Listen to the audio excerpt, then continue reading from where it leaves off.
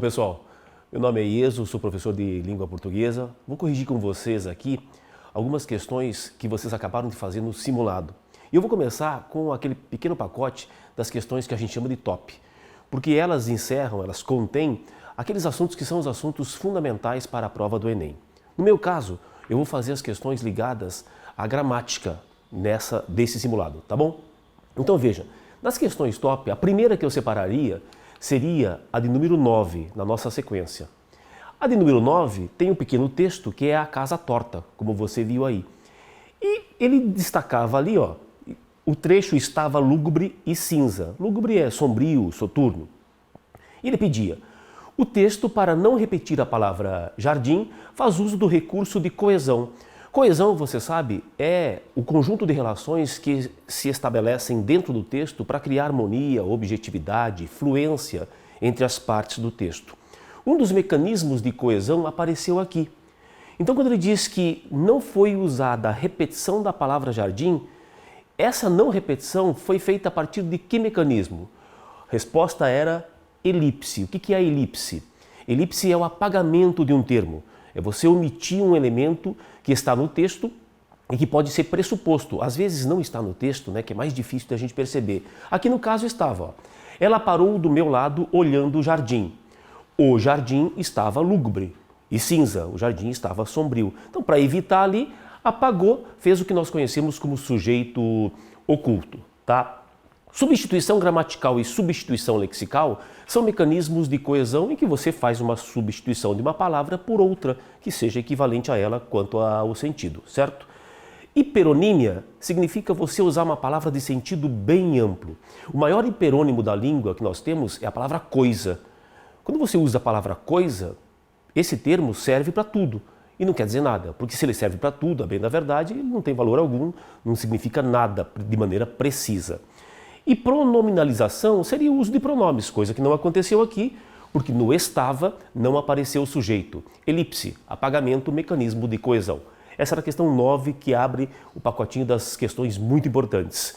Outra, questão 11. Bom, aí a gente vai usar o mecanismo do texto não verbal e verbal. E você tem aqui uma charge, né? A charge do Duque. A charge foi elaborada de acordo com um fato que pode ser evidenciado por meio de informações implícitas e explícitas. No enunciado, você via, ele dava algum toque com relação à natureza desse gênero textual que é a charge. Olhando a charge, a gente observava ali o coronavírus, né, conversando com outro e dizendo: o vírus do corona, as margens plácidas, enfim, uma ironia com a triste situação porque a gente passa hoje no Brasil com relação à epidemia do coronavírus. Bom, a pergunta sobre a charge, tá? Só, considerando essas informações, é possível afirmar que o chargista tem como impulso para produzir a charge. Qual é a motivação de um chargista para que ele produza o seu trabalho? Nesse caso aqui, né?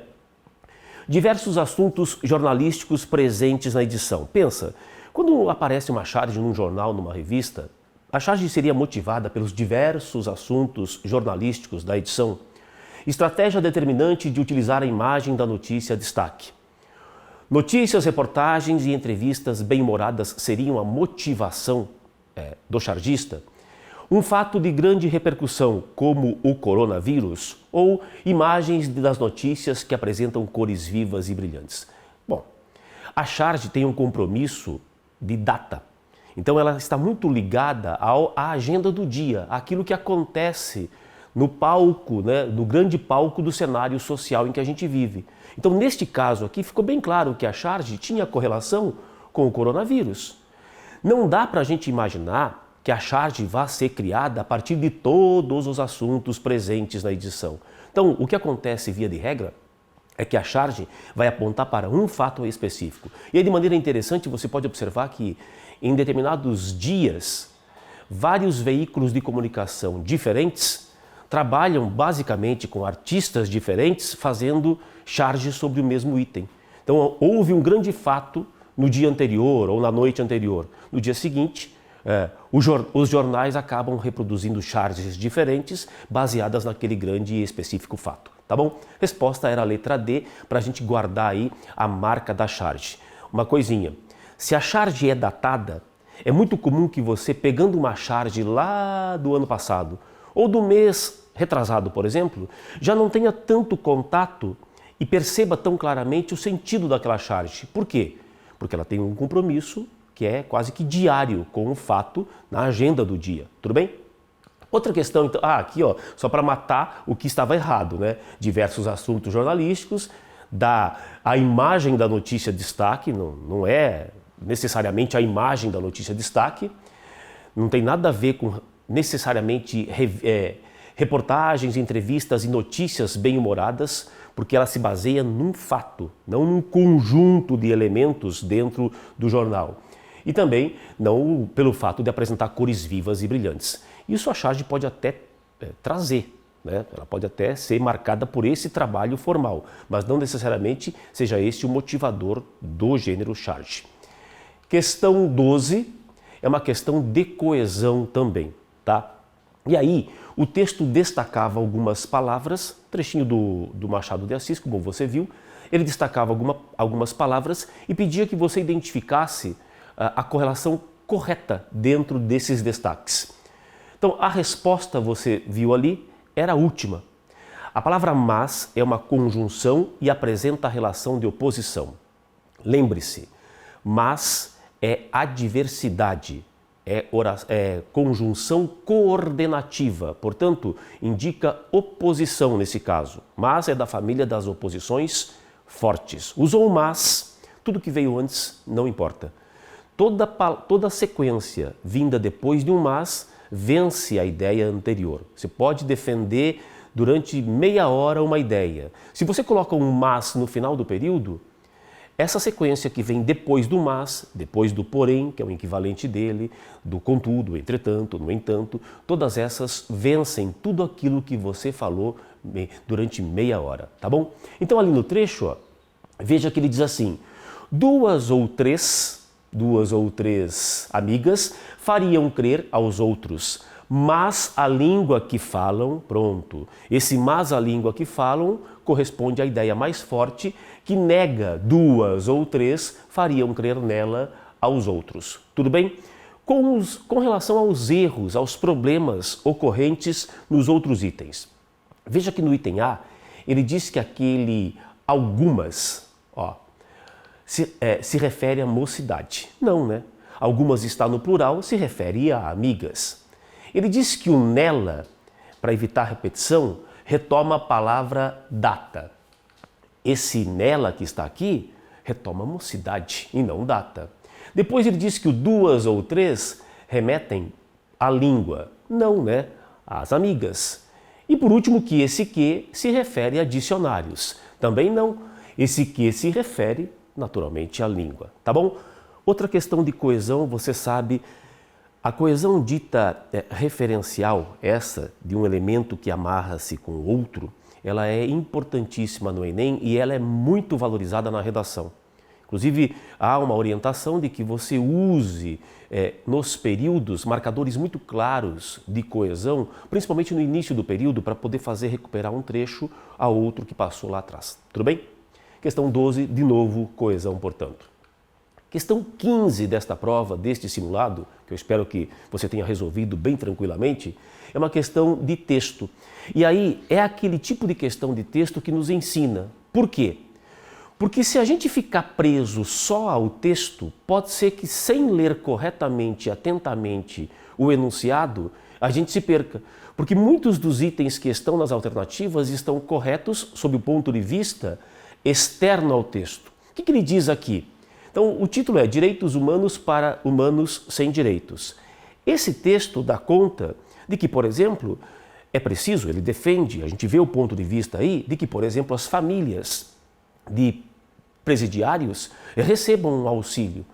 E ele questiona que algumas pessoas poderiam justamente objetar em relação a esse auxílio. Por isso o título lá, Direitos Humanos para Humanos Sem Direito. O que a gente percebe é que o autor do texto defende esta proposição de que todos devem ter direitos. Tudo bem? No trecho apresentado, Ao ressaltar uma das garantias básicas asseguradas pela Declaração Universal dos Direitos Humanos, o autor busca criticar um pensamento corrente entre a população. Aí é que está. Ele faz uma defesa específica e pela defesa dele a gente percebe uma crítica sua a um pensamento das pessoas. Esse pensamento não é o dele, tá? O dele a gente já viu. As pessoas todas devem ter direitos. Esse pensamento é mais bem definido ao afirmar que esse pensamento é o pensamento das pessoas, contra as quais, né? Contra as quais ele se insurge. Então, qual é o pensamento das pessoas? De um modo em geral, olha lá. O pensamento das pessoas é de que o usufruto de direitos, portanto, o benefício, entre aspas, o direito de direitos humanos, deve estar condicionado ao comportamento do sujeito.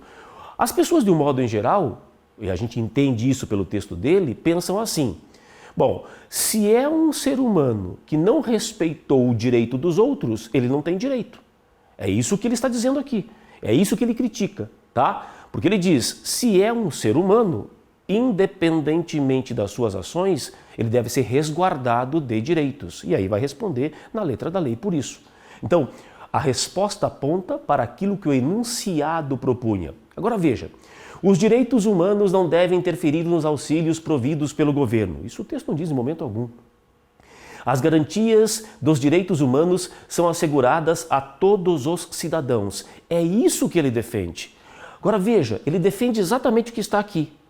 Mas o enunciado não está perguntando isso. O item B está no texto, é a posição dele, mas o enunciado diz, o texto critica uma postura. E aí a gente tem que perceber que ao dizer que todo mundo merece e tem direito aos direitos humanos, o que ele critica é aqueles que pensam que não, direitos humanos só para humanos direitos. Tudo bem? 18. Questão 18 é uma questão que envolve figuras de linguagem. Esse é um item que, se você pegar a prova do Enem, o Enem, você sabe, ele começou lá no distante ano de 1998. Então, de 1998 até agora, esse item aqui cansou de cair na prova do Enem, inclusive porque é sempre marcado lá como um dos itens fundamentais de conteúdo, tá? É a questão das figuras de linguagem. Então, sempre é importante estudar figuras de linguagem. Coesão, já vimos 2 vezes aqui, figuras de linguagem, funções da linguagem, precisa ter isso na ponta da língua, tá? Interpretação de texto, como foi a última questão que a gente viu, nem precisa falar. Mas no caso aqui da figura de linguagem, veja, você tem um trechinho de novo do Machado de Assis e levou-a aos livros. Dona Evarista ficou deslumbrada. Era uma Via Láctea de algarismos. Note que aqui o que nós temos, a bem da verdade, no início, no começo, é uma metáfora. A metáfora é a mãe das figuras de linguagem. Qualquer tipo de conotação que você faça, primeiramente é uma metáfora. Mas aí o que acontece? A gente segmenta essa metáfora em vários modelos específicos. Daí o estudo das chamadas figuras. Quando ele diz que ela era uma Via Láctea, olha a imagem, Via Láctea de algarismos. Ela era uma imensidão de algarismos. Para dizer que ela era uma Via Láctea de algarismos, ele usa de um recurso chamado quê? Antítese, eufemismo, hipérbole, gradação ou personificação. Se eu digo que alguém era um oceano de dúvidas, eu quero dizer que essa pessoa tinha muitas dúvidas, não é verdade? Eu estou fazendo uma metáfora, é certo. Mas e se eu olhar ali e eu não tiver metáfora? É porque nesta metáfora está contida, como estava lá, era uma Via Láctea de algarismos, a hipérbole. Hipérbole é aquela figura pautada pelo exagero, tá? Pelo desmedido. Antítese é a oposição, não é o caso aqui. Eufemismo é você atenuar uma ideia que possa parecer ofensiva, agressiva, mais rude. Então, em vez de dizer que alguém está mentindo, você pode falar que a pessoa está faltando com a verdade. Em vez de dizer que alguém roubou alguma coisa, você pode usar subtraiu. São palavras e expressões que amenizam, que atenuam o efeito negativo de uma palavra ou de uma expressão. Gradação exigiria uma sequência, né? Você precisaria ter uma sequência, uma enumeração, para poder perceber algo que aumenta ou diminui, numa gradação. E personificação seria prosopopeia, dar elemento vital, dar vida àqueles elementos que não apresentam o traço animado. Personificação ou prosopopeia, tá bom? Hipérbole, esse é o exagero. Quando você diz, morri de estudar, me matei de estudar, é uma hipérbole, está exagerando. Ninguém morre por estudar, naturalmente. 18. 20. 20 é uma de texto também. E aí, essa aqui de texto, ela é muito mais literal do que aquela que a gente fez com relação aos direitos humanos. Veja, aqui é uma abordagem que é mais direta, mais tranquila. Então você leu o texto e percebeu que a tônica do texto é mostrar que no Twitter você tem um ambiente que é um ambiente nocivo, tóxico, de agressão muito frequente a mulheres. Então, a chamada é Twitter é um lugar tóxico para mulheres. E aí, há um grupo, né? As mulheres negras foram 84% mais propensas do que as mulheres brancas a serem mencionadas em tweets problemáticos. Então, você sabe que existem pessoas, inclusive, que depois contam que passaram por tratamento psicológico, que ficaram com depressão, que formam aquela espécie de ouvidoria, de filtro, né, do que acontece no Twitter, no Facebook, no Instagram, enfim, nas redes sociais, e elas são responsáveis por meio que calibrar os excessos das pessoas, dos usuários. E realmente elas contam em entrevistas, em livros inclusive, que passam muito mal por isso, porque é um trabalho extremamente desgastante, né, extenuante, por conviver com aquilo que há de pior no ser humano, a expressão das suas ideias mais baixas, mais terríveis. Aqui o texto dá conta disso. Depois de uma análise que envolveu 15 milhões de tweets, a Anistia Internacional divulgou os resultados e pediu que a rede social, o Twitter, disponibilize dados significativos e abrangentes sobre a escala e a natureza do abuso em sua plataforma. Ou seja, por que e como, de que maneira está acontecendo este tipo de agressão à figura feminina. Tudo bem? A pergunta era uma pergunta muito direta sobre o que poderia ser inferido da leitura desse trecho. E tomara que aqui ninguém tenha errado. A resposta, interpretação de texto nesse caso aqui, é de que as redes sociais refletem atitudes sexistas, ou seja, de preconceito em relação a gênero, observadas na vida real. Então, para a rede social, na rede social, o que acaba acontecendo é um reflexo da vida real. Tudo bem? Os erros que a gente pode observar nas outras alternativas. E tem amparo algum no texto, né? As demais redes sociais não apresentam o mesmo problema observado no Twitter. As leis precisam ser modificadas para combater comportamentos abusivos na internet. Você pode até defender isso e é uma defesa louvável, mas isso não está no texto. Tudo bem? A Anistia Internacional deve criar uma frente específica para a proteção virtual de mulheres. A Anistia Internacional pediu que o Twitter se manifeste e investigue isso, mas não que a Anistia Internacional deva criar. O texto não diz isso em momento algum. E para finalizar, os resultados apresentam a falta de interesse das empresas na segurança dos usuários. Os resultados são assustadores. A gente pode até imaginar que exista isso e que as empresas não queiram, demandar mais tempo, mais investimento nesse tipo de investigação.